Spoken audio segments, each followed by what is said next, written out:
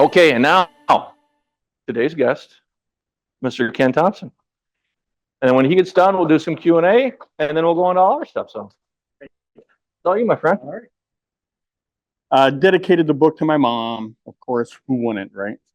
And of course, this in the acknowledgement was my biggest part for the book. I said I want to acknowledge this to my such an incredible companion in this journey.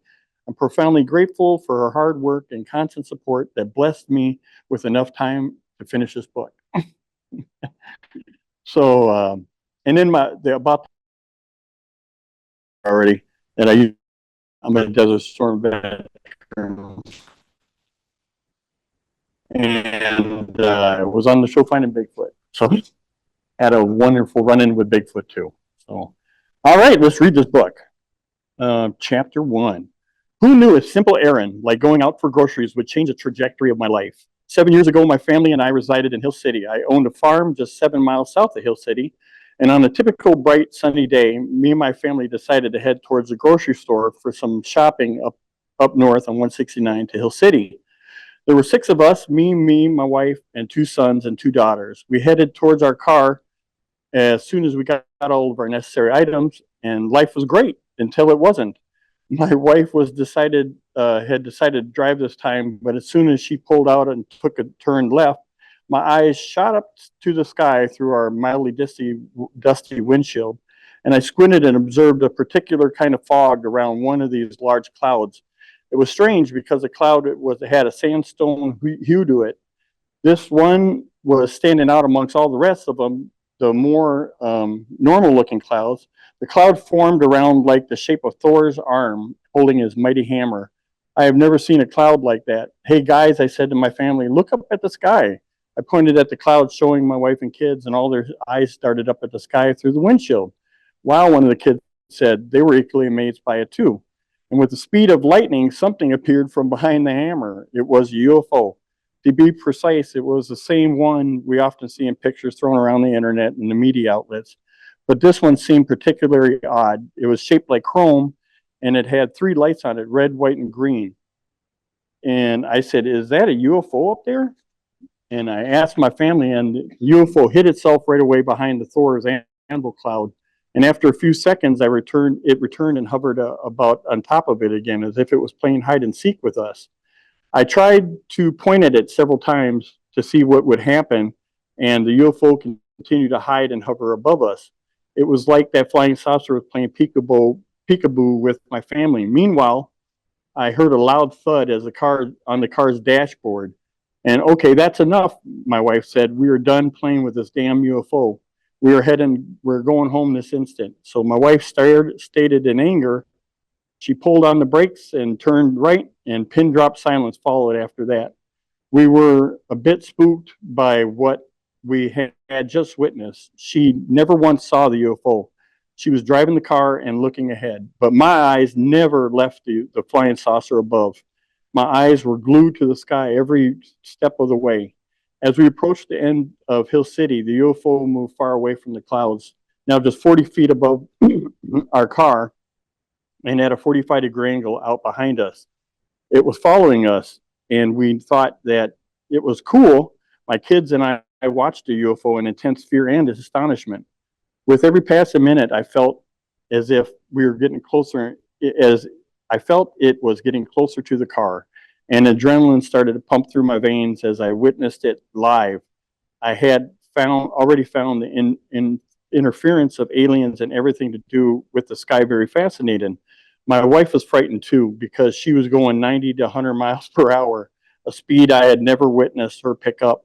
The kids, usually full of frenzy, were stuck with silence, deadly silence. Our leisurely drive through Hill City for groceries had turned into a nail-biting chase against the UFO. The UFO, on the other hand, remained unfazed by our presence. Then I had to remind myself it was chasing us and not the other way around. My wife drove fast in a haphazard manner. She was never a clumsy driver, but today she just wanted to reach home. The UFO continued to shadow us from above. As we crossed the daunting mile road, my anxiety peaked more and more each passing minute. The sweat glistening on my wife's forehead told me everything I needed to know. She was terrified to death. She swiftly maneuvered the car with precision, spearing through the air. The kids were caught in the whirlwind, their screams amplified, desperate pleas to their mom to slow down. She turned towards the mailbox and offered me a momentary respite. We all let out a collective sigh of relief for a moment because we were convinced that we had outsmarted the foreign species. My wife veered into our driveway. A false sense of safety washed over me when our house had came into view. My wife and I shared a contented glance. Our relief was soon shattered as the UFO emerged again from the abyss and hovered over the tall trees of our garden. What the heck, I yelled out. We had no idea what to do, and bewilderment was evident on our faces. The UFO was now inching towards our car windshield.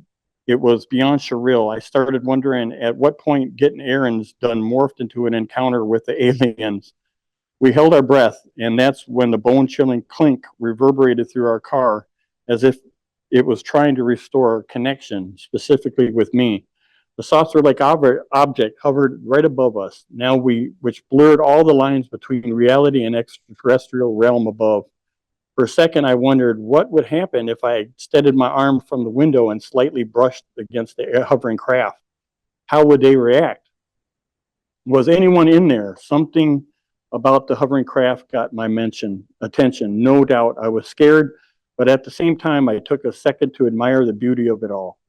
In no time, a radiant white light flooded the car, and it was blinding. I made an attempt to locate the family amidst the brightness and was only able to see the bizarre, distorted silhouettes of my family frozen in their seats. Silence dripped with terror. The light was overwhelming. That tried to shield my kids and wife from it by raising my arm. The source of light remained unknown because we simply couldn't comprehend anything beyond the illuminating light. I didn't know what was happening. I too felt frozen in my seat. Somehow I took a hold of my wife and kids, and the next thing we knew, we were standing in a uniform circle in our living room. My heart rate fluttered, suddenly circled. I don't know what was happening. I too felt frozen in my seat. Somehow I took a hold of my kids and wife, and the next thing we knew, we were standing in a uniform circle in our living room. My heart rate fluttered. Suddenly we were leaning in a 45-degree angle, like that infamous Michael Jackson pose. A supernatural force had taken tight hold over our movements. We were confined in that gravity-defying position for minutes. Dad, what was going on? One of my sons said in a panic. My wife and I and kids started screaming. We couldn't move any of our body parts except for our eyes. I looked back towards the window of our living room, and I swallowed a lump when my eyes met the familiar haunting light that entered throughout the window. The blue palish glow enveloped the living room as we remained suspended in the air, leaning position. An eerie image for a second. I felt as if we were on the verge of getting possessed. The bright light extended to every nook and cranny of the room. It was overwhelming because it was getting brighter and brighter. Suddenly, the UFO flew away in a flash, and we all fell to the floor with a loud thud. Time and space didn't register for me at that moment. I could only see a piercing, blinding light. Oh my God, I said as we tried to stand up, but my limbs felt weak. I realized until much later that we were no longer standing in our living room. We were standing on a bluish gray floor. It resembled a hospital at first. What the hell, I whispered to myself. I hid my face in my hand, only to find it had magically grown a beard. I have never grown a beard in my whole lifetime. My family was not there with me. I looked around, but I could not see them. A sense of violation ran through my body as if I had been sexually abused or worse, raped. I was all alone, unable to tackle the truth. I thought it was only one of many nightmares. All I had to do was wake up. I felt like sobbing. A chorus of prayers left my lip, wishing that the shit show had been over soon. I was never the kind to hide from the truth, even the cost of my family and the marriage. I was hypnotized and dragged. That's what I remembered from that incident. I found myself on the top of the steel chrome table, the creatures examining me with a beam of light. They used that light examining me from head to toe. When they finally reached my gut, that is when they stopped and shared a confused look. I wanted to scream for help, but my throat was unable to make a sound. I scraped the table and their hands hovered over my gut again, and sometime they finally seemed pleased with my internal anatomy. That's when I realized I was strapped naked as the day I was born. They kept me and my family's strange yet familiar looking place, all strapped where we were strapped between two bars that couldn't move. My kids kept screaming at me, help, Dad, do something, get us off the ship. And I yelled, I tried to reassure them. Do not worry, sweetheart, I figured something out. I was clamped down to the whole setup. I felt a strange sensation all of my sudden. Below me, there was a mouth-like creature making chewing sounds, yum, yum, yum. I studied the sound carefully, and I could think of how intelligent these aliens were. They planned to abduct humans, and then they crossed, and then they made me feel even more petrified as I was scared for my family because they all relied on support to get them through out of this trouble. And I had no idea what the next move should be or how to get them home safely. One thing was certain, though, we were definitely under their control in this space dungeon kind of room, collapsed an examination table like rats. I was manhandled for different types of exam. They treated me like I had help. I had something special inside me, which they desired. They craved it. One of my exams they had was regard to my head region. They started the exam. One of the creatures got close to my face and made a scary expression. I screamed at it, and the aliens who hovered above my face used a sausage-like fingers that dripped down on my nose. In the name of Jesus Christ, get away from me, I would yell at them, and suddenly he was startled by my voice and jumped back as if my words had wounded him or something. A minute later, they threw me back with my panicked family, and after what felt like a week or two of imprisonment, they would eventually render us unconscious. The next thing I'd know, I would open my eyes, and all of a sudden I would be standing in the living room in the same leaning pose that we got abducted in. I was frozen again. Each muscle of my body felt numb. The only part I could move was my eyes. I looked around and saw that the same UFO that had chased us home now was in front window, now floated above my deck. The familiar pale white light enveloped us, enveloped our very being. It stayed there for a moment that much of us could make out as if we squinted until a chew sound. It descended into the heavens. Immediately, we're back on the floor. My limbs yet again felt like noodles. I managed to stand, and so did my family. And I looked at them, making sure that they were okay. They looked at me as if they didn't recognize me. I took a moment to realize why. I glanced down and I gasped. I was sprouting a long beard, elongated to my chest. I was ex-military, and I was used to shaving every day. Now I looked like a hillbilly. I was It was a downright bizarre and unexpected occurrence for me. They all looked in confusion. The next moment, they all started yelling, "Get out of the house, get out. Who are you?" Frustrated by the noise, I tried to explain that I shaved every day, but my words seemed to fall on deaf ears. The situation escalated, and their demands to leave grew more intense. "Get out of the home," they screamed. To make me believe it, I tried to shave it off in front of them to prove who I was, yet as I began, the beard refused to bulge. I was so confused. They remained angry and unabated, and I felt as if I was on the verge of being homeless. "You guys, stop yelling. I'm your father." The words hung in the air for a moment, and suddenly they stopped shouting. The disbelief was replaced by confusion. They started to realize who I was. "Dad?" They finally dawned on them, on all of us, there was a high chance that we may have been abducted by aliens. "Oh my God, we were abducted," I declared. By my wife looked at me and suggested that the bizarre idea of not letting anyone know about the events that occurred to avoid future problems that would literally get the government involved. She enlightened me that we should agree and claim that this is a bad dream, a shared nightmare that all of us had. I, for one, could not find suitable logic in her reasoning, so I objected because that sounded more absurd and attracted questions when we could just tell the truth. However, when I expressed how I felt about her suggestion, she insisted that I should leave if I disagreed with her plan. I refused to lie and left, so I found solace at the local bar. I made friends there and shared plenty of drinks to down my worries. I felt like I was desperately trying to hold everything together as if just through a traumatic experience, and I wanted to keep myself. Eventually, I confided in one of my closest friends, and though he found it hard to believe, he trusted me that I wasn't lying. since I now know where to go, I asked a couple of my friends at the bar if there's a place that they would keep me for a while. And eventually I settled into their home within a week. A week in their house, another strange incident left me though. Shocks, as if I used to sleep on a couch. I started waking up on my back. And it sounds odd, but it was habitual. I was a habitual stomach sleeper. Waking up on my back in this position I never found myself in before. I couldn't shake off the particular feeling that something was wrong with me.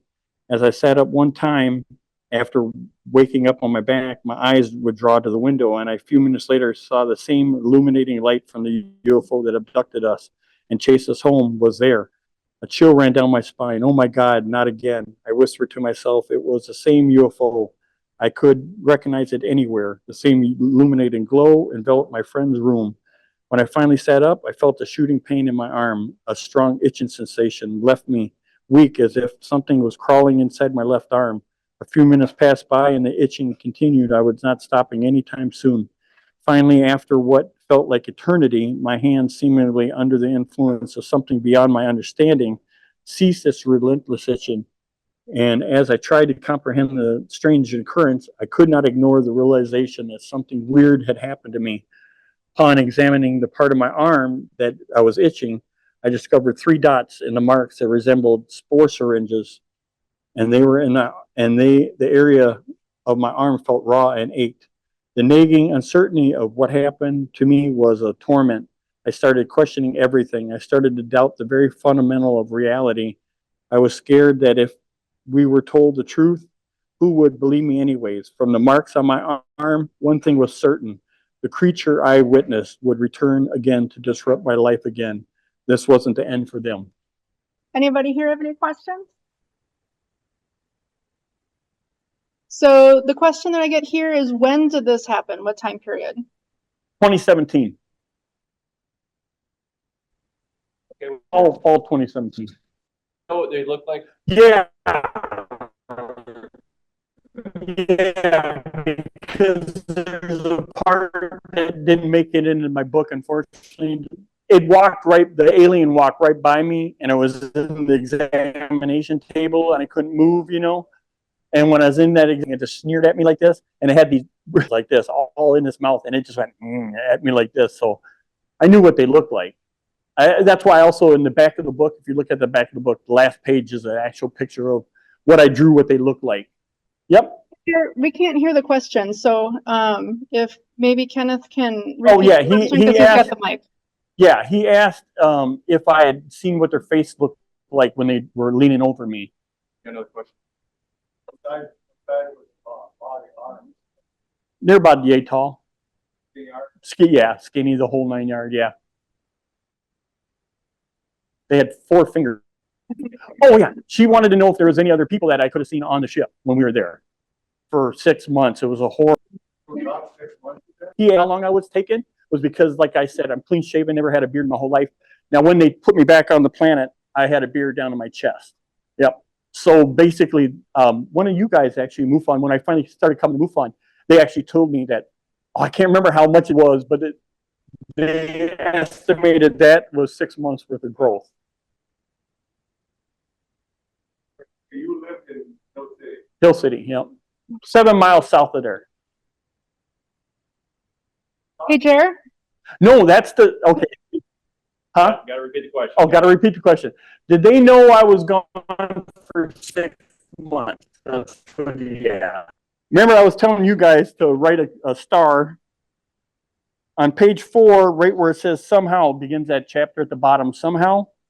Now, the only reason I say to write a star there was because the whole time dimension, and I can't explain it, but all I can tell you was 1 second we were frozen in our car. The next second we were beamed into our living room and held in a tractor beam, and then it flew away and dropped us. Now, the crazy thing was, that's how fast in my mind we were from one place to another. We were somehow in the car, they beamed us up, they got us however, and then in 2 seconds later, it felt like we were right over there and they beamed us in the house. But of course, they had us for 6 months because we found out because of the length of my beard. Did you experience any missing time? So it sounds like maybe the answer to that is yes, but Oh yeah, big. the bandwidth is a little low, so we didn't really hear all of what you were saying. Yeah, because of, like I was saying in the book, the part that I put on a star was the missing time for us really almost felt like a second from when they took us and put us back in the house was literally, it felt like a second. But in all reality, that we knew that it was longer than that because I've never had a beard in my whole life and it was down on my chest. So that was the whole missing time was gone. 6 months they at least had me.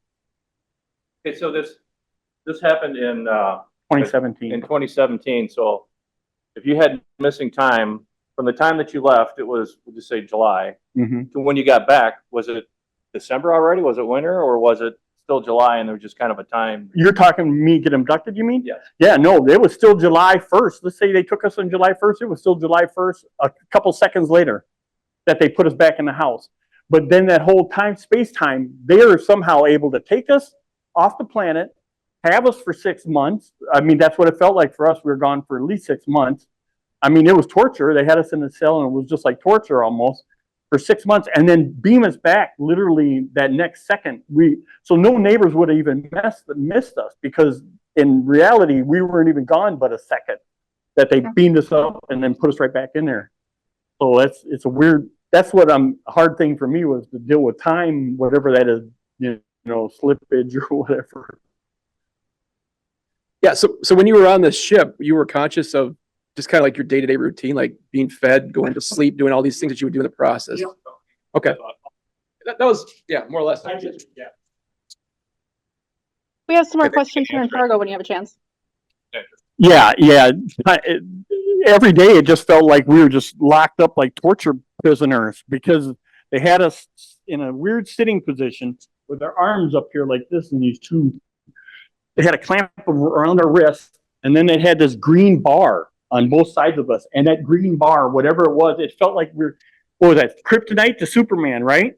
That's what it felt like when we were held in that thing. We were just like, oh, I couldn't even hardly breathe. It took so much energy, whatever it is, our living energy or whatever. It just made us so wimpy. You know what I mean? It just took our strength away. That light that you had coming through your window when you were home with your family, was that coming through all your windows or just like one window? Just one window and you never seen any other lights with this thing? I also experienced the same situation without some of those things with the light and enveloping through one little window and envelope the whole room on every inch of the place.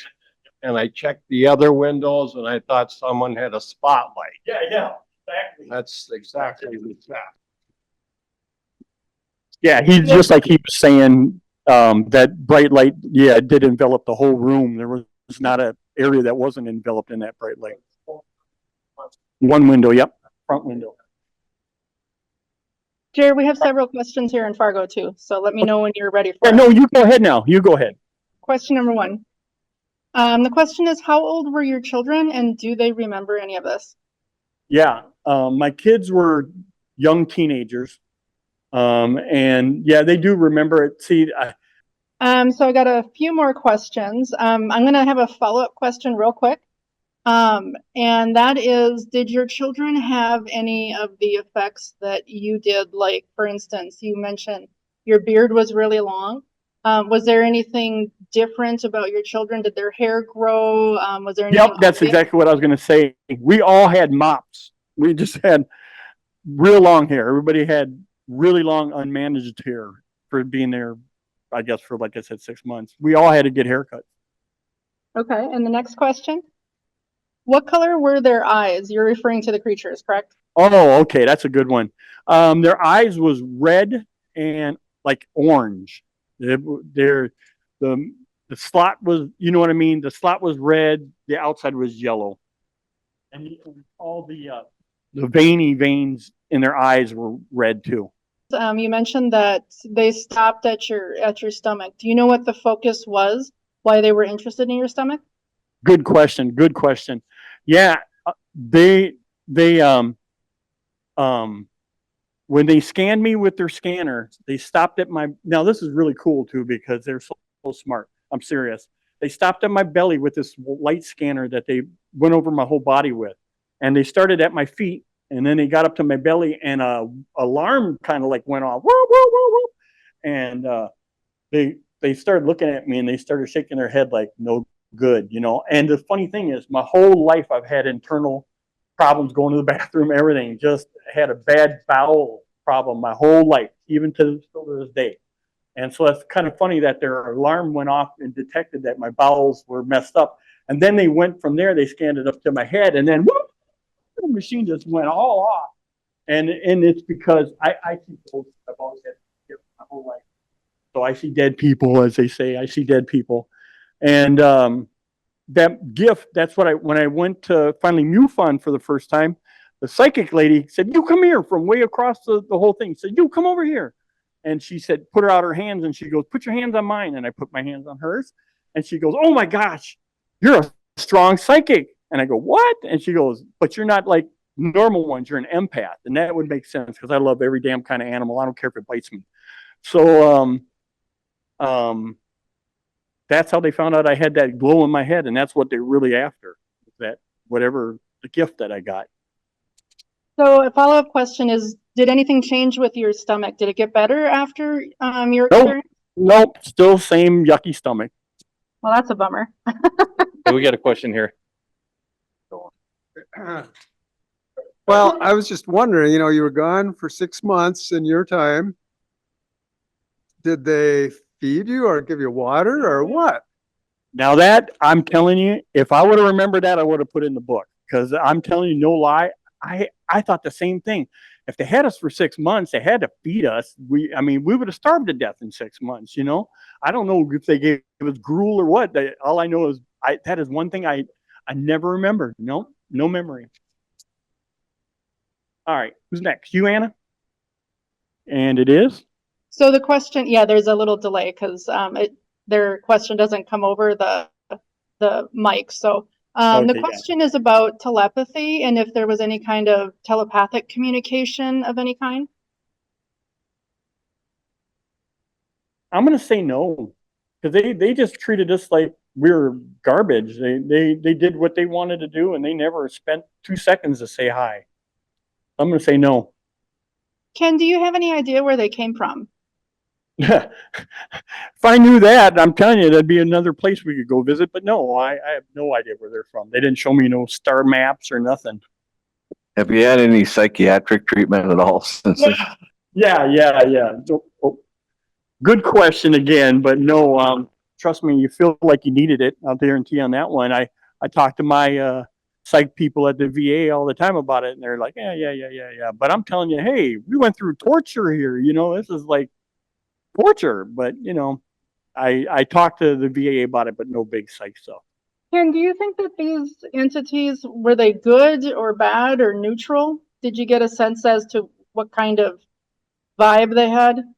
Yeah, I'll tell you one thing, mean. That's about the only thing I can remember is mean. They're always just around, you know, like rag dolls. So I'm going to say mean. They were not friendly like E.T.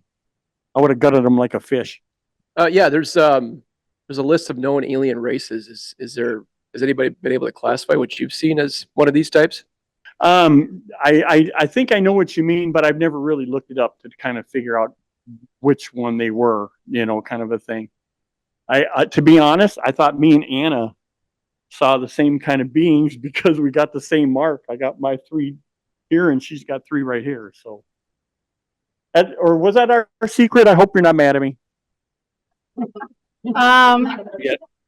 No, I'm not mad at you, but I will say that Ken and I do know each other from when we were teenagers, and we didn't see each other for 35 years until he walked into a MUFON meeting and has had very similar experiences to mine. And in fact, what I also found was strange is that his experience was about 15 miles down a gravel road from where I was living. So it's interesting. There's lots of connections there, but I won't go into any more detail. That's a whole different discussion for a different kind of meeting. So Oh, that last question was amazing because my father was raised in that same area. And he never talked about anything. But my question was, you were subject to all that bright light. Did you have any problems with your eyes during or after? No, I can't say no. It was blinding. It was blinding, but no, I can't say no eye effect. No, no. Paralyzing too, of course. We got another question here. Yeah, I saw the picture in the back of the book. What color was their skin? And then what kind of clothing or shoes or like what were they wearing? Now that's a good question because I do remember what they wore and everything like that. The weirdest thing is they had that, that kind of ripstop kind of fabric nylon, you know what I mean? It's kind of like those dudes are made out of, you know what I mean? Those little blowing around things. All right. Yeah, you know what I mean. That's the kind of fabric that they actually had their suits out of. Because I remember it kind of being, I couldn't see I only knew what like their skin was by, like I said, that head when he made that smirk at me. Really weird. I'm going to just tell you, and you guys take it as is. It looked like lizard skin, okay? But it had that, a mirror to it, like they could almost go invisible. It was weird. It was always changing this kind of like weird stuff over their skin. I can't tell you what it was. Anyone in Fargo? Yes, there was a question, and so the question was, is Hill City in Minnesota? So yes, Hill City is in Minnesota. It's just south of Grand Rapids. And if you drew a line across the state from where we are right here in Fargo to Duluth, it'd basically be in the middle. And so if I understand the location correctly, it was maybe a little closer to a very small town of Swatera, which nobody's ever heard of. I'll let Ken, I'm not sure exactly where your house was in that area. So if you were closer to Swatera or Hill City. Oh, that's cool. Yeah, I guess you could say closer to Swatera because we're 7 miles outside of the town there, But, yeah, I'd say we're maybe closer to Swatera. So I feel it was a total interdimensional experience, correct? Did you feel anything from that? That's a hard thing to say because all I can tell you is what I had experienced. Then you don't have, it really didn't feel like you had time to think about anything much more than that, I always hated that my kids are screaming at me in this chamber. Like I said, the chamber is about this big. And we were all just like this in it, And they were just screaming at me all the time. Dad, you're so smart. I'm ex-military, blah, blah, blah. They thought I was kind of smart. Dad, you're so smart. Get us off of here. Get us off this ship, and I'm like, I'm right there with you, people. There's nothing I can do here too. I'm locked up with you, but they all kept thinking that I was going to get them out of there somehow. Are there any long-term memories of it? Oh, I have nightmares. I have nightmares. I've never stopped having nightmares ever since I got off that ship. Always. We have some questions here in Fargo too. During the time that you were on the craft and you were basically confined or restrained, was everybody, your whole family there, and you were all nude, or did they respect anybody's privacy, or how did that work? Okay, I knew we'd finally get to this question. Okay, this is the one that I left out of the book. I'll be honest, because I kind of had respect for my family enough where I didn't want to put the most sensitive thing in the book, because I'll just tell you, yeah, we were naked 24/7 like a jaybird. We were naked. And like I said, they had us strapped up inside the cell.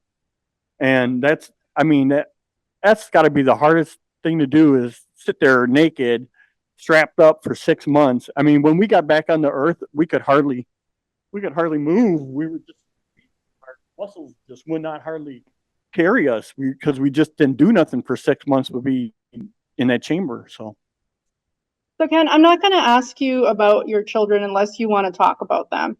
That's okay.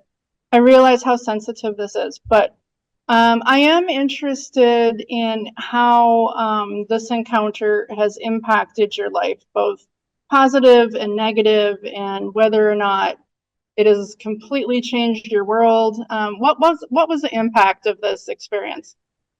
Well, that's a good one too. Well, the impact, I mean, what can you say? It does change your whole world. Like I said, I have nightmares that never stop. I have to think about this 24/7. I mean, there's nothing else you can do when you're just sitting by yourself, but think about it all the time. Um, lack of sleep because you have those nightmares, not good sleep.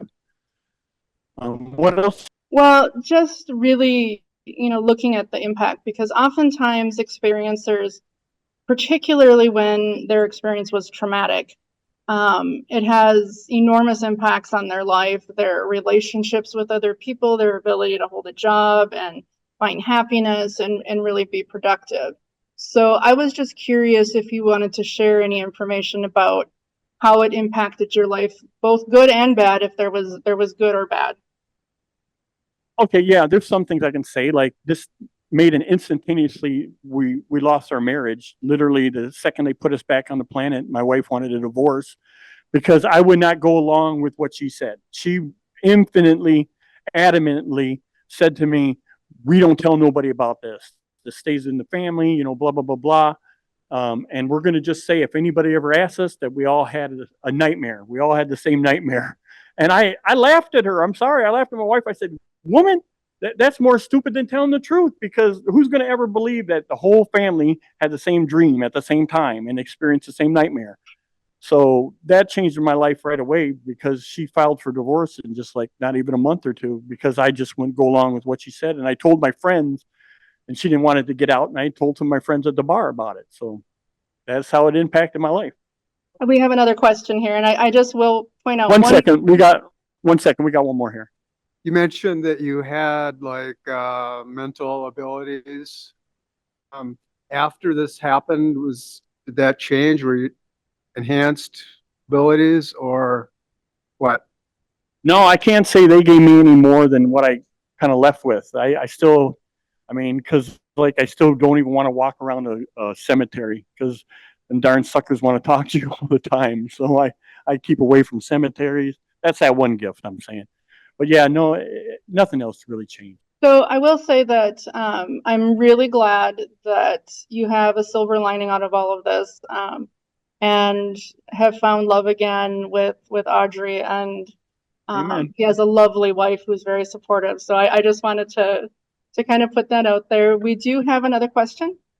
So the question is, did you have any pets, like a dog or cat or whatnot, during this incident? And how did they react when you came back? Was there any difference in how they treated you or reacted around you? Or did they get taken too? That's really wild. I never even thought about that too much, about how, because it happened in a second, blah, blah, blah, all that kind of stuff. But I think our dogs were more closer to us after that. Like we all got together more as a family, I guess. So yeah, I think the pets got more love from us after.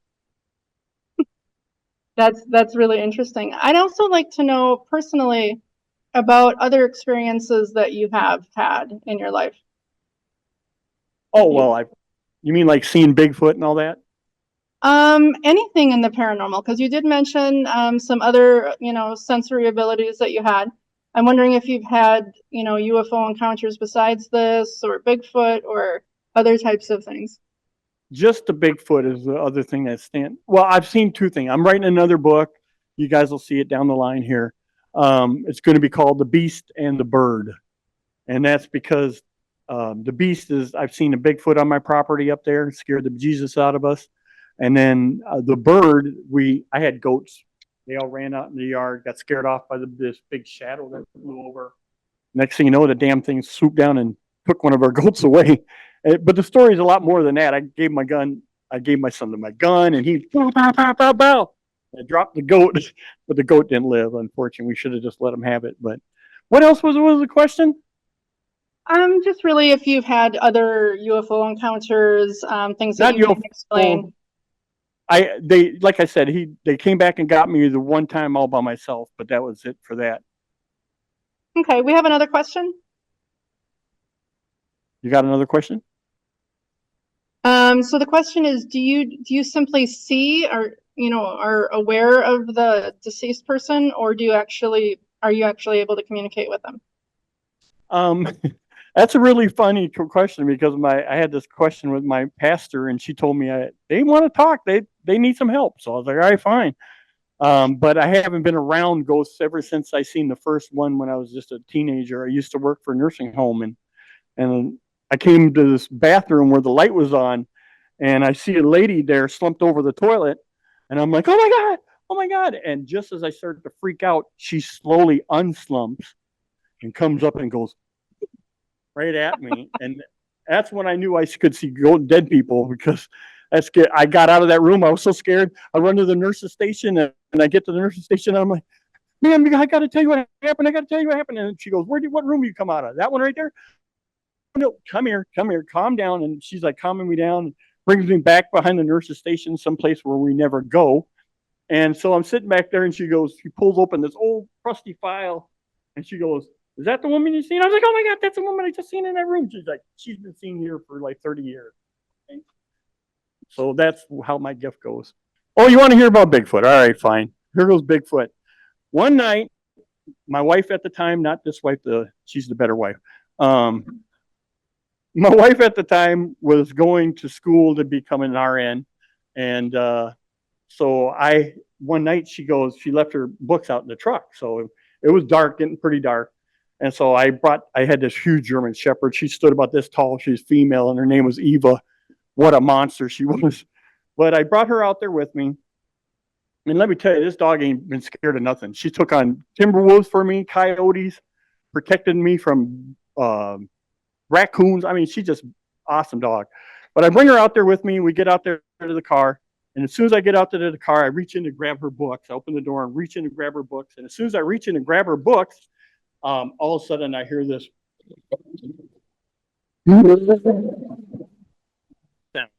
So I was like, oh my God, that got my attention, of course. Then the second thing that happened, my dog's never left my side. She ran and left me all alone. So I'm like, Eva!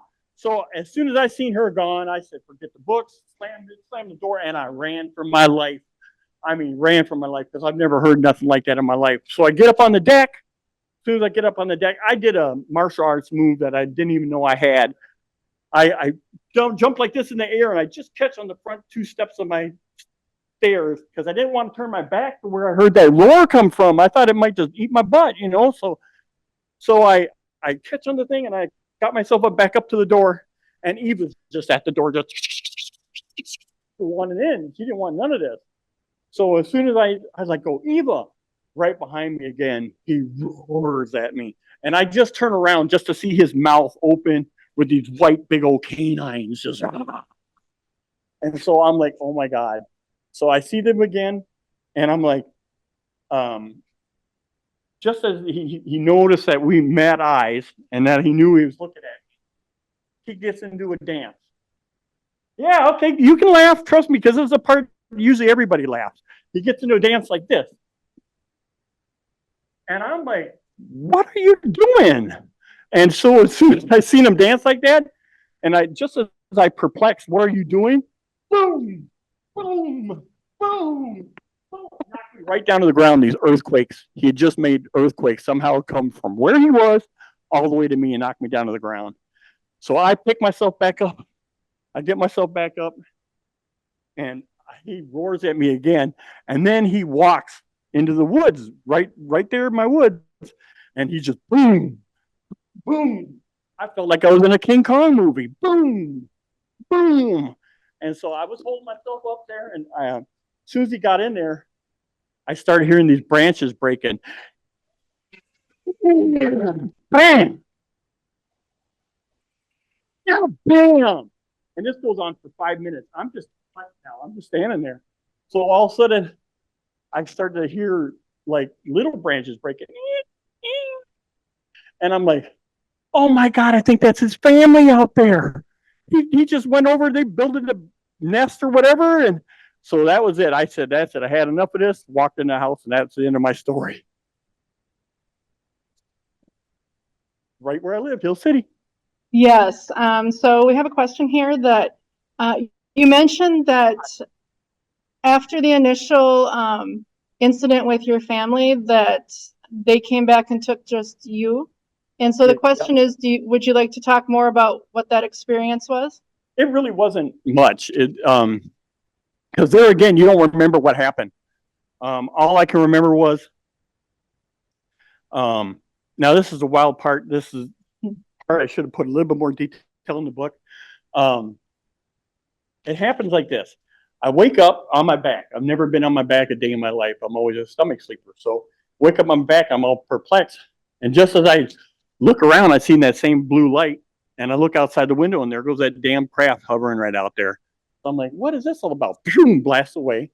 So I sit back up, and as soon as I sit up, this arm goes out of control. I'm not in control of it. It comes over here and starts aggressively itching the inside of my right arm, and it won't stop. This goes on for minutes, and I'm starting to get wrong. I'm like, stop, stop, stop. And then I go, stop. And it looks like it's listening to me now.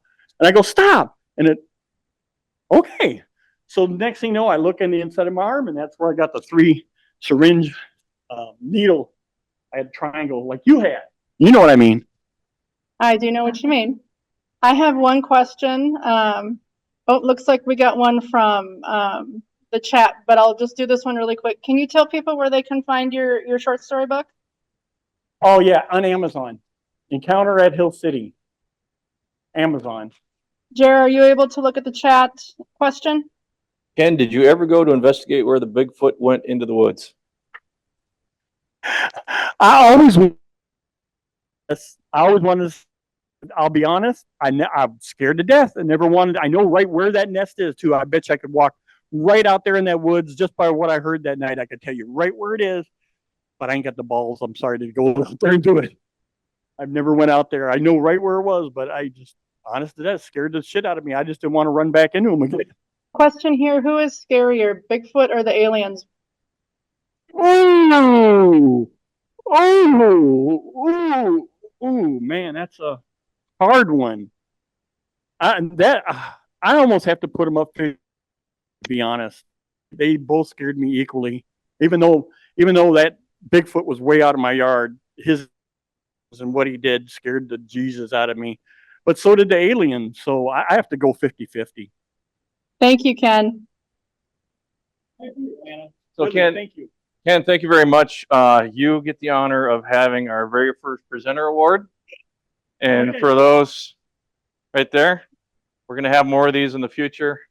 They look pretty awesome. Cool. There you go. Congratulations. And thank you very much. I really appreciate it. So much. All right. Thank you. All right. Awesome. Who else has an experience or a story that they would like to tell? So I will go ahead and talk a little bit about why we're doing this. So the reason why we decided to do this is that we really do appreciate your comments. Okay, so I just wanted to mention that the reason why we decided to have Experiencer Day is that we really do appreciate the comments that we get, and we do listen to you guys. So we get comments here in person. So in Fargo, there's a little comment card. There should be one in Grand Rapids, and certainly you can always send an email to Northland MUFON info at Gmail and let us know what you like, what you don't. And so we consistently heard that people would like to have a chance to talk about their experiences. And in a meeting such as this, we do realize that we're putting people on the spot and it can make them very nervous. So again, if you have an interest in talking, we don't have to have you in the video that we post, but people do like to share their stories. So I don't know if anybody's ever been to an experiencer session at a conference, but the way that we envision this was something similar. So, you know, there's definitely confidentiality within the realms of possibility with Zoom and all of that. So if anybody does want to talk, now is the time, but you're not obligated to. So we just wanted to make sure we had time reserved for folks who really wanted to share their story. I will. Hi, Chris. Good to see you. Hi, good to see you. I'll gladly share my experiences whenever. Let's go. I'm going to try to get up on the screen for you guys. Go ahead, Chris. Yeah, I'm in a 1 second. yes, I'm an experiencer of contact. I've been had contact since I was a young child. I've experienced numerous things, including ETs that would come into my room at night. Of course, as a child, I was scared, didn't know, what was going on. But then as time went on, I began to, as a child, I didn't know what was going on. But then as I got older, I began to realize that it was ET contact, because once I got older, I was able to turn around and face the fear and look at what was staring at me in the face. It was ET. Later on, I began to put pieces together, from dreams of flying, from dreams of being a beautiful white angel that would come into my dreams, which ends up being a family member. I've had numerous other people that would come into my dreams. I don't know if they were other family members or not, but it wasn't until later on when they began to show themselves in true form. Upon hypnotic regression therapy, I was able to determine the home base that we come from, which is Zeta Reticuli, and I began to recall the space. I began to recall the spaceship and the and my family members on the ship, as well as my purpose here on Earth, which is to heal and help other people. So I learned all of that through hypnotic regression. After coming out of the regression, it took a while to get all the pieces back together from watching the video playback. But my job here on Earth is to heal and help other people. What I do is we use remote healing, as well as just the healing in general. But if I can't heal the people here on Earth with remote healing and my power or whatever, then they are taken aboard ship by family, and then the family heals them on the ship. There's what it is, and this from what I found out during hypnotic regression, is there's a like a spot on the floor where we bring people aboard ship, and then we lay them on this floor, and then there's like a bright blue light that comes across the floor and like scans their body, and then there is a computer screen that is operated, and this computer screen that they have on the ship is programmed to that person's individual needs, and then they are placed back after the healing is done. I tried to ask my family aboard ship, what the what exactly the process is, and I guess they didn't, either they didn't tell me or they didn't want to tell me, but so they healed, but people are healed on the ship and then brought back. I've had several contacts as of recently. One recently. I couldn't understand why they were taking me recently, but I'm beginning to get the feeling, and just from memory, that we are getting ready for the next level of not only healing, but the next level of contact. I never seen anybody else on ship, because I watched the playback of the hypnotic regression. I never recalled any other humans like us on ship other than just me and my family. But I was only allowed to go so far on the ship. They wouldn't let me walk around. The ship is a very large base, and then that is the home base. That is like the home ship, and it stays there. From what I understand, this is honest to God truth. The ship stays there, and then there are little ships that my family takes to bring to go back and forth. But the main ship, it is solid black, and I can't really describe it other than it's just a complete large solid black ship. My quarters, my room on the ship is gray with no furniture or anything in it. It's all just a pure gray room. It's almost like an empty room, but gray. I don't know how that is or how I stay there. When I am taken, I'm only taken briefly, and then I'm brought back. But it's very strange. I never, honest to God, I never did put this together until I heard somebody else say it. There was a gentleman I was listening to on a video. I don't know his name. I don't remember his name, but he was talking about his abductions, and he was told that, well, we can take you for as long as we want, then we can bring you back, and it's like you never left. So I don't know if that's ever happened to me before. It almost makes sense, maybe, but that is pretty much my story. I won't hog up a whole lot of time. That is my brief version of my story. I'm still taken occasionally. My mother, when I saw her as a child, she was a beautiful white angel, and of course, all the people I saw in my dreams, I even they will all look like humans. But now that I'm older, I've been allowed to see them in true form. Last October was one of the ones I can safely recall 100%. I was aboard ship, and there was a large, what looked to me like a grasshopper. But Denise Stoner, if anybody knows who she is, said that you probably saw a praying mantis. And I walked up to this praying mantis and hugged him. And it wasn't until I came out of, till I woke back up and got thinking about that, and I had the strangest feeling that was my father that I was seeing in true form. And then through hypnotic regression, I was able to recall that was my father. And but that is my story. I'll keep it brief, and I'll let somebody else take a turn. Chris, we do Right. have a question if you're interested in taking questions. Sure. The question is, you were talking about your family on the ship, and she's wondering if you think you're a hybrid, if there's any evidence or you feel like you might be a hybrid. I am. See, when I was a kid, I used to have a lot of encounters and dreams of being able to fly and stuff. But of course, as a kid, you're focused on other things like playing and video games and professional wrestling, and of course, you got to go to school and all that. And I never thought nothing of it. It wasn't until I was older, and I had one of my first actual sightings of a UFO sighting. And of course, I didn't know why, but when looking back as a kid, I was always fascinated with staring at the sky. I would always look at the sky at night and just stare at it. And it wasn't until I was older and began to hear, like UFO stories on TV and stuff, and I kind of wondered. And then just out of the clear blue, somebody pulled out a card one day. A friend of mine pulled out a business card, and he says, not business card, but a card, and he said, "You got to join the MUFON." I said, "What's MUFON?" He said, "Oh, you investigate UFO sightings." And I thought, "What?" And that's when I started thinking a lot harder about the subject of UFOs. And I joined MUFON. I became a field investigator. Worked real hard to get into the ERT, and then of course CAG and other areas of MUFON. And I started hearing stories of other people and their encounters, and that's kind of brought me to speaking to Kathleen Martin and Denise Turner, and I started telling them about some of my experiences.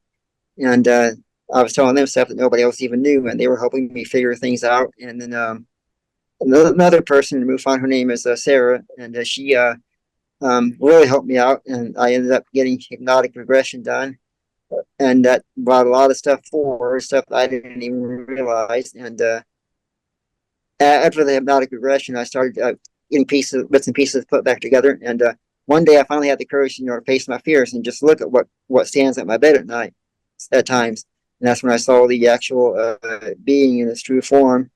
And that's when I began to realize, okay, after hypnotic regression, after putting pieces together, I began to realize, okay, that's my family. And that's when I realized, and I'll both say this one story. This is the honest to God truth. My mother came to me during a day shift at my work. I'd been real sick last year, and very sick, and I was wondering if helping people and doing all this work was even worth it. I was so sick and just completely wore out. And I said, if my family can hear me, if my spirit guides can hear me, I said, let me know that I'm doing everything, that doing all this work is the right thing to do. Well, I never got a response, and I never got a response at all. Nothing. And of course, I was too sick. I couldn't feel the response. I couldn't feel their help with what happened. But the next day, I was feeling perfect. I mean, it was like going from like real sick with a terrible, terrible head cold to feeling perfect the next day. So I went to work, feeling great. And this woman come through the checkout lane, and I had the strangest feeling. I knew this person. And she walked up to me and she pointed at me. She goes, "You're doing a good job." And she started to walk away. She said, "Chris, now you will get rewarded for all this." And immediately everything came flooding back to my mind. And I said, "Okay." And I looked at the cashier, because I work at a grocery store, and I said, "Wasn't that something?" "What?" I said, "That lady." Nobody else even seen her, which is very strange. But so yeah, that is. So I do know my parents aboard ship. I do know my family, and I do see them occasionally. In fact, I still get taken every so often. So, any other questions or anything? Thank you, Chris. Thank you for sharing. I did notice that there was a question in the chat for Ken regarding whether or not he underwent any excuse me, any hypnosis. Hypnosis, I did actually. I just can't remember for the life of me right now who did my hypnosis, but I did have hypnosis. I think it was the lady at MUFON. She did our hypnotize us, and that's when I found out all about this stuff really happening between the UFO dropping us off, as they say. You know, you remember then everything had kind of come back to us when it happened. I'd like to say one more thing. Can I say one more thing? Of course. There was one part that wasn't in my book, which is really weird, but I have to say it anyways. I think it goes a lot between good and evil, because there's this part where they were examining me, and when they were examining me, it was weird. They were examining me, and when they were examining me, this one alien jumped up on top of me, and I was on the gurney. I couldn't move. So it jumped up on top of me, and it got face to face with me almost, and made a really evil grin. And then it pulls back, and it had this nose that came out 3 feet at least. I'm not kidding you. And it was just black, and it came out, and it started. That's why in the sketch in the back of the book, you'll see all these dripping, drooling kind of things, tear marks coming down. It started just dripping out all this juice on me, right in my nose area, in my mouth, and I was like, I couldn't move and I couldn't breathe. So all of a sudden, something in the core of my being, because I'm a Christian guy, I go to church.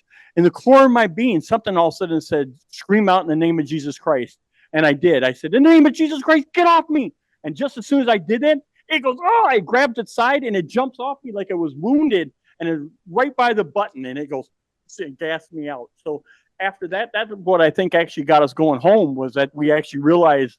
My aunt likes to say they were demonic, but you know, that's her. But that's at least what kind of sent me home, was because after that, they didn't want us no more. So I would just like to make a comment for those people that aren't aware. A lot of people will call out with something that's religious and meaningful to them.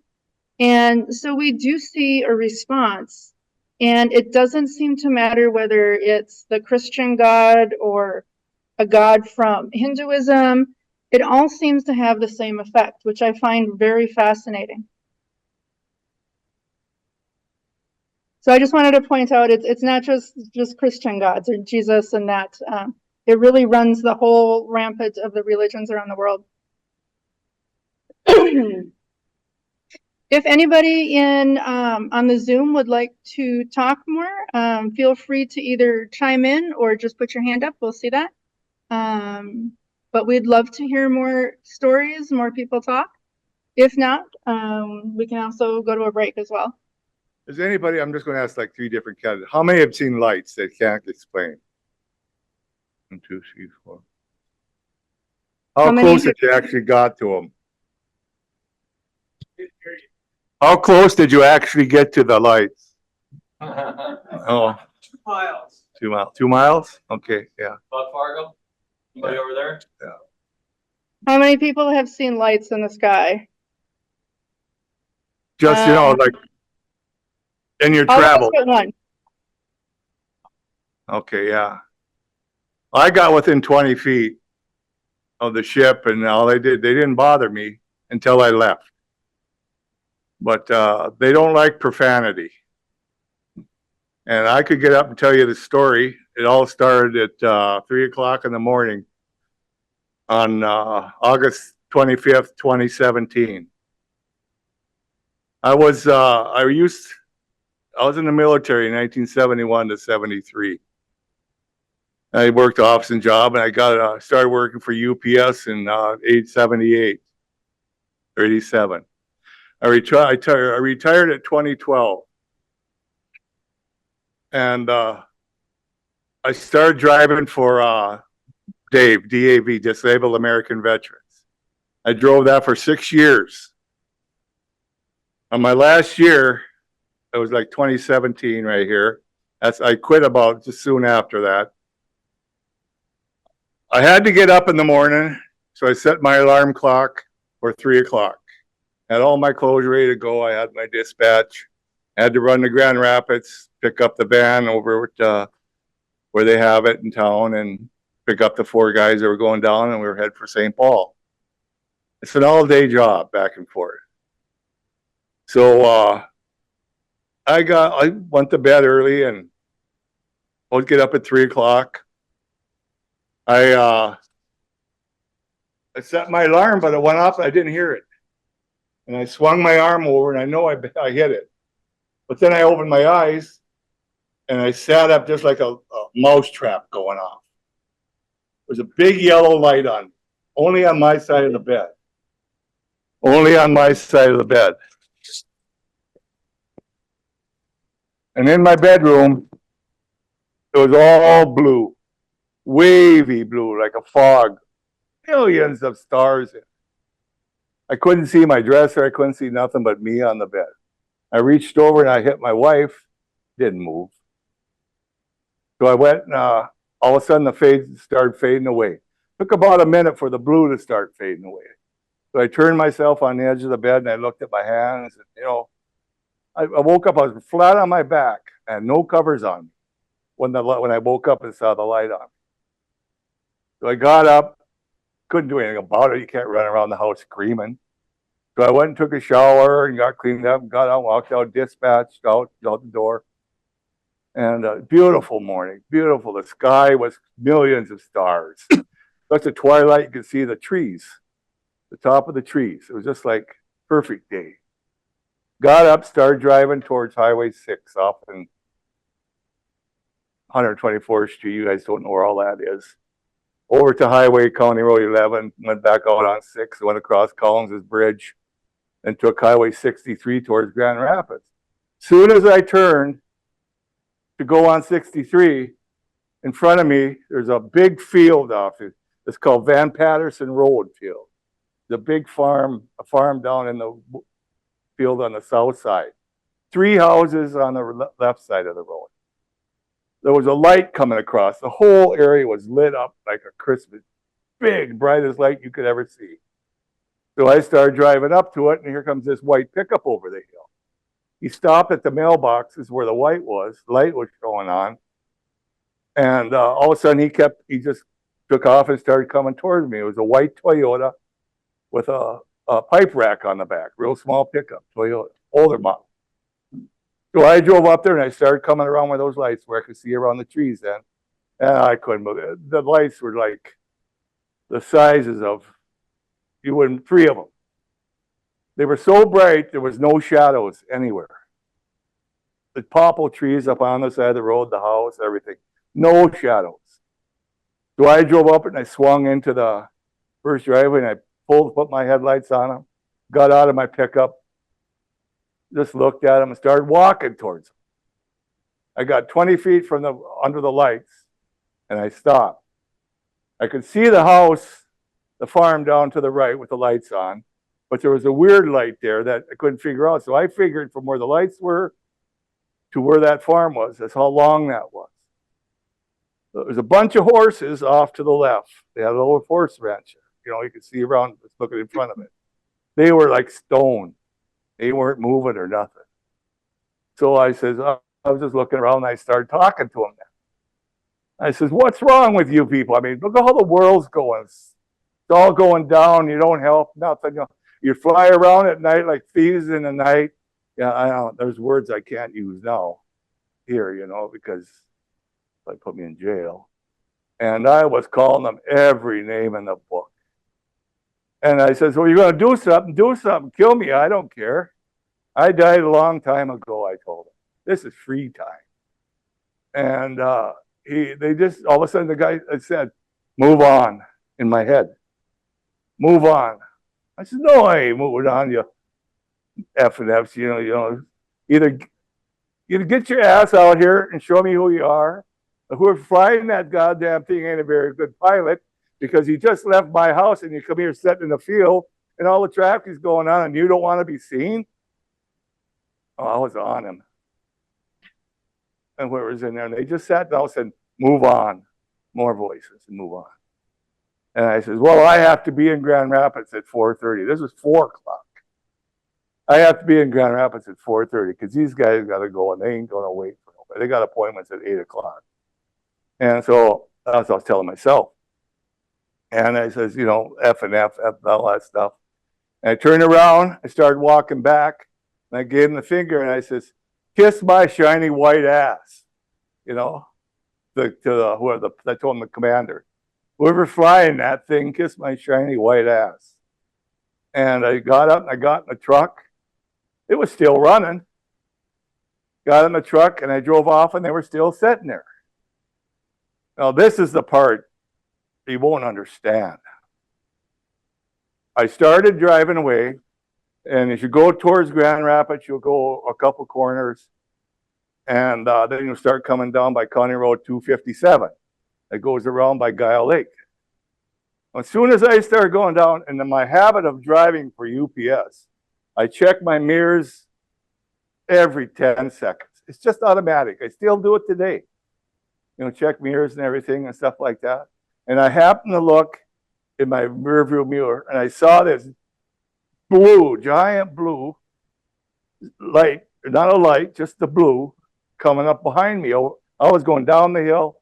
It was coming up over the hill. And I said, what the hell? And I put my foot on the brake. And just like that, bam, I got smacked in the back of the head by something solid, like a ball of air.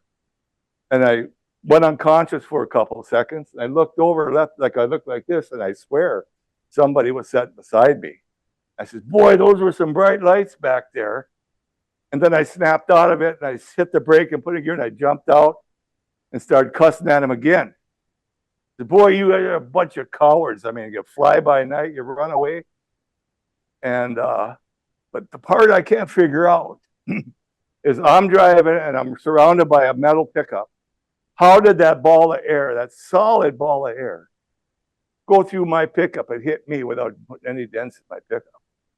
Because I hit that steering wheel hard. But I snapped. I've been hit hard before, but not from behind the head. And I jumped back and everything, and all day long, from going to Minneapolis in the town, pick them up, and all the way to the city, I never mentioned a word. And I come back and I told my wife that night about it. Well, she's kind of in a religious family, you know. I'm the black sheep of the whole family.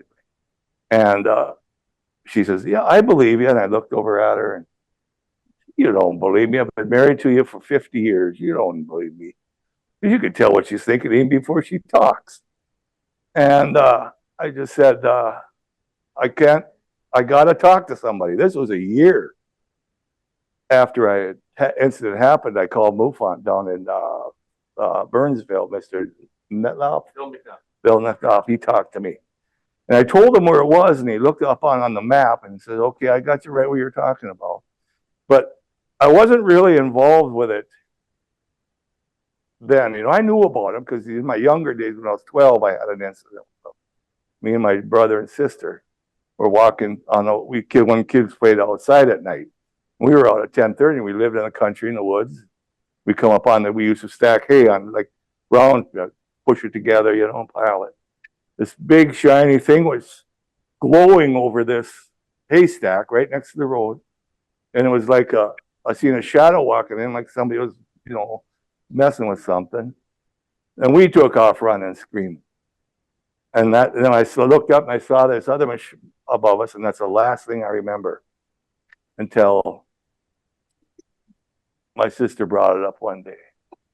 But back to where that incident was all day, I told my wife about it. She said, believe me. Well, then I wanted to go down to Fridley because Jeff told me about the meetings down there. Wife wouldn't let me go. You ain't going down there. You know, don't tell anybody about this shit. I told my sister and that she's kind of awful ufologist and stuff, and a couple other people. But there's certain people I won't even bring this up to. You know. What year was that? 2017 August, almost the same year he had his. But they're at my house, then they're in that field, then they had hit me leaving. They probably were thinking to themselves, well, we got to show this guy something, you know. But if I had a rifle, I would have shot him. I didn't have a rifle on me. Yes. Yeah, the UPS driver, yeah. All over, I used the whole area. And that's the only time in all my driving years, it was 10 hours a day, 5 days a week, driving. The only time I saw something was that morning. And I constantly watching the skies. I do now, unbelievably watch the skies. Like my grandkids, when they come over and visit and everything, they're just like this, you know. I said, you guys ever look up? You know, that's the way they're going to win if they evade us. Just go to the kids because they ain't going to see you. But I want to know if anybody else here, like you right there, you're in the military, weren't you? No, you just look like one. That would be. And if anybody else, I have a friend, Dale. I won't say his last name. Used to live in Coleraine. He was a UPS driver too. He's seen one over to taconite plant, the taconite tailings up there along Highway 69. That it was hovered out the far when it was hovering, going across there, and they watched it. But nobody else has seen any kind of something they can't explain. You're not going to go to jail. How about Fargo? Well, to answer your question, I certainly have seen things my entire life that I can't explain. And I think that the majority of us that are attending these meetings probably have. But of course, sometimes they're very personal and people really don't want to talk about it. But it's very comforting to hear other people's stories. And so thank you for sharing that. I forgot this was on. I know of quite a few people that are attending this meeting that have had sightings, but I'm not going to out them. So. Yeah, there's more in here. I documented it. I wrote it down on paper soon after it happened, so I wouldn't forget. There's a lot in here that I didn't bring up to tell you what some of the things I had. Talk about that after. Yeah, and but you were talking about. You said, Jesus, get off me. Mm-hmm. And he felt like he felt pain. He grabbed himself like, ah! Yeah, he grabbed himself. Yeah. He just, well, he grabbed himself, and you were, to me, you wouldn't be cussing him out. no, But I would. right. And I don't think they like profanity. No, I don't think so either. But they don't like anybody that sticks up to them. That Travis Wallace was one of them from Oregon. He come out and actually said, I was actually mean to him. And that's, I think, why they put him back, because they ain't going to control him. Yeah. And I told him, I said, you want to kill me, go ahead. I don't care. You know, I just says, I'm leaving. Mm-hmm. Go do what you do and kiss my shiny white ass. All right, I know you guys got stories over there. What do you got? I think Hope might want to speak. I just wanted to comment that my cousin's husband drove what we call the bread truck, early in the morning, out by 4, same kind of thing. So that whole area has so many people. Years ago, my sister was by Crookston, saw lights come over her, again, coming home late at night because her job, she and her mother-in-law were driving back from like midnight, and it only happened once, but they saw a light fly up up in front of their car and then just go straight up. And I suspect many people who deliver or are out at night or early in the morning see things and they just don't talk about it. I also, growing up, I was up by Halleck area, way up in the corner, and farmers talked about seeing stuff. One of them shot a gun at something lifting his cow up in the air, and like, don't take my cow, I need my cow, so there was just stories in the 70s and 80s all over the place. We just don't have them documented necessarily, but I think it's out there. And why here? That's my curiosity, is why that area? Why, northwestern Minnesota? Why is it so prevalent? I think it's a reason that you have interest, Fargo and, north, because what's going on up there? I'm sure there's stuff here in the Twin Cities, that you see, but there's something about it from maybe the isolation. I don't know, but I just wanted to comment that there's more people that see things. Yes, there's lots of reports, and in fact, one of the most famous reports in the area was up near Warren, the Val Johnson incident, with lots and lots of evidence, and a very interesting story. We did have a question here. So the question is if there's a military establishment or a national park or anything in the area that was mentioned. So you're referring to like the Grand Rapids area then? I think it was the Grand Rapids area. Jerry, you would be the best person to No, talk there's no about that. military bases around here other than, you know, your local National Guard folks. I mean, there's a base obviously up at Grand Forks, and there's what's that? Duluth. Yeah, and then in Duluth, but here in the Rapids area, well, I guess you got Camp Ripley down south. There was no sound. I mean, if that was a chopper or anything sitting there, there'd be fluttering. I know what choppers sound like. I know what flares look like. I know what.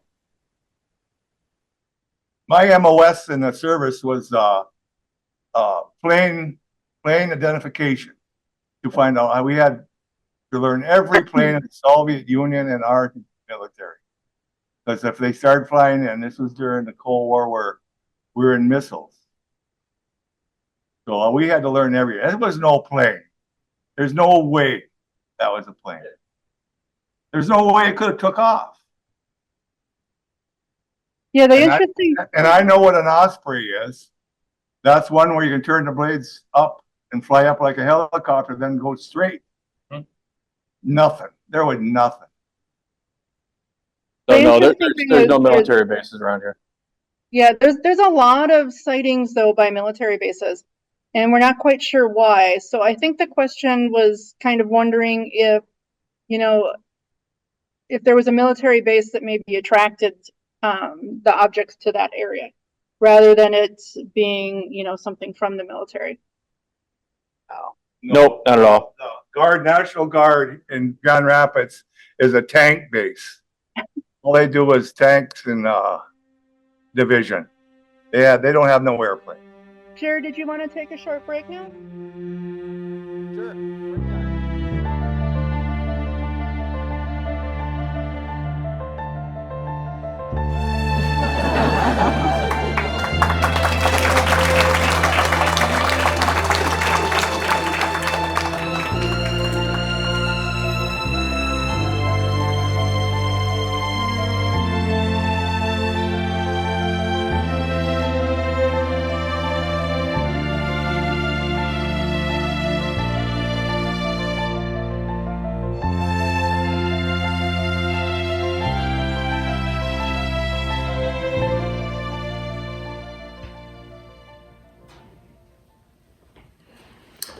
Mom and Pop chocolate cola. Well, at least it's not ranch. Yeah, whatever. Why are you still here? Again, meeting's over. You can leave. You don't have to stay here. Just wow. Rest in peace, Mr. Lang.